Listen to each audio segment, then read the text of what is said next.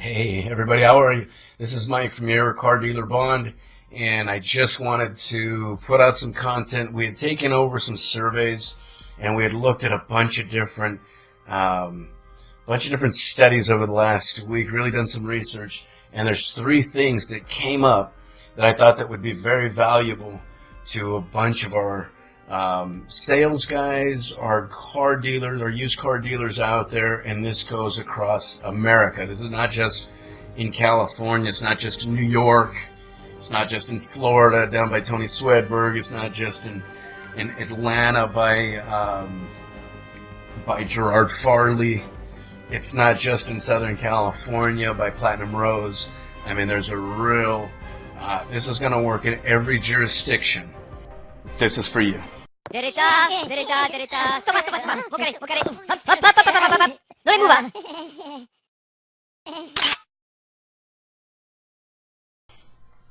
Let's see. This is the first one. The first one that came up was about being a salesman. They kind of equated this to an old-time radio disc jockey. Or the old-time commercial guy. Hey, how are you? How's it going? The second you get to that, the second somebody pulls up, when you're a little too aggressive, and you're probably getting this told to you already by your managers, if you're a little too aggressive, if you're a little too salesman-like, it's going to, at this point in 2018, it's really starting to rub people the wrong way because they've almost been programmed to hate the commercial. They've almost been programmed to be very cognizant, very aware of marketing that's been thrown at them because for so long, the marketing that people have paid, that companies have been paid to throw at people, has been thrown at them to sort of deceive them from seeing or from at the end of all the pill commercials about all the different side effects that are going to kill you from taking this thing that you're supposed to take away a headache. And people have become aware to it. Comedians have made thousands of jokes about it. I mean, at this point, it's really, people are sort of at a saturation point with some of this. So being a little bit too over the top with the salesmanship cadence, I think, is if I could really put my finger on what it was, it's more of a cadence that they're associating with this with. The other thing is that it seems like people are very responsive to questions. The more questions they seem to be asked, the more interested it seems like you are in them. So if you're asking 10, 15, 20 questions, you might be thinking that you're overburdening them with the question. Now, obviously, I'm not talking about ask dumb questions the same different way. I'm not talking about asking about their cat. Obviously, you want to connect with them. But once you've connected with them, you've got to start to triangulate exactly on what it is that they're looking for. You've got to now figure out how to profile.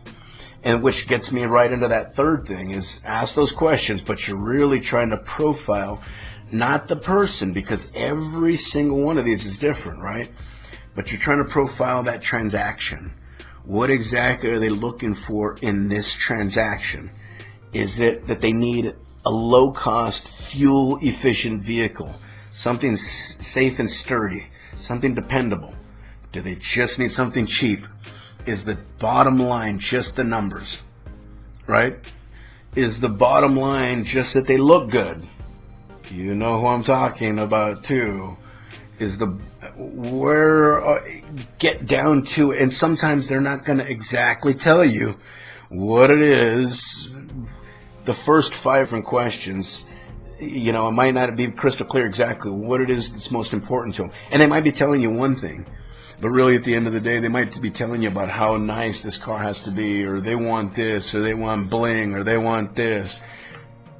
But at the end of the day, if the most important thing you finally figure out is they can't afford more than $200 a month, that's your parameter now. It's not the bling, because if the bling is going to cost them $300 a month, well, it's not there. So in other words, again, asking them all the questions really gets them to understand and to get the picture that you care about what they want, right? And through that process, you're going to triangulate exactly on what type of transaction needs to be made in order for that sale not to get to your competitor. Now, you might lose a sale because the person never buys a car. You might lose that used car sale because it goes to a new car and you're only used car. You might lose the sale because instead of buying a car, they bought a motorcycle, and you don't sell motorcycles.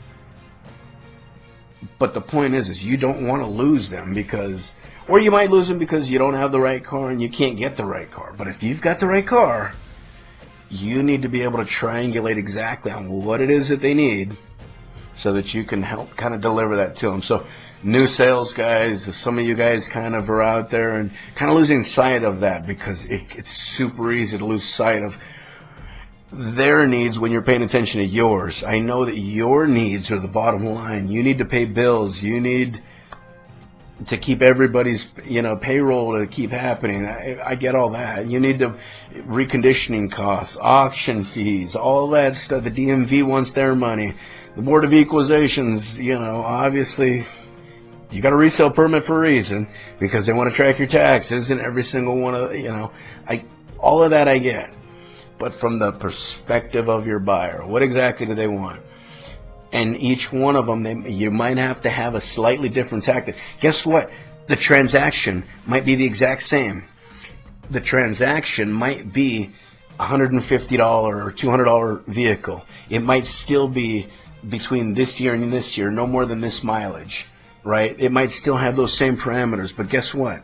The way to package that now is different for the 46-year-old single mother and maybe the 19-year-old first-time buyer that's just getting out of or just going into college. Your tactic for selling that might have to be slightly different. Your packaging might have to be slightly different, right? Chances are they're interested in a different vehicle, but if they're not, even if it's the exact same vehicle, everything's the same, you might have to slightly pack it. Now imagine that you've got a 65-year-old grandmother who's buying this for their granddaughter. Again, same exact transaction as maybe the grandson that would have been purchased for. But you might have to sell that two different ways. Keep that in mind too. Anyway, those are the things that came back through some research that we did and some surveys that we took. Down below, if you guys have any questions, if you guys want to see more content on any of this stuff, and by all means, put it out there. You guys can email me directly, Mike@YourCarDealerBond, Mike@YourCarDealerBond.com. And then our website is actually cal-surety.com, cal-surety.com. What else? Social media, again, will be down below. Smash that like button. Smash that like button if you actually appreciated any of the content here. Subscribe if you want to. And by all means, get out there and go out there and make beautiful business. Wish you guys all the best. This is Mike, your car dealer bond. We're getting out of just rounding right out of summer. Kids are back into school. You guys are getting back in the swing of things. I wish you guys all the best from now till the end of the year. Thanks a bunch. Again, this is Mike from your car dealer bond. I couldn't appreciate more if you guys just share this with a friend, share the content, and if you don't mind, and if you actually liked it, hit that like button. Thanks again. You guys take care, and all the best.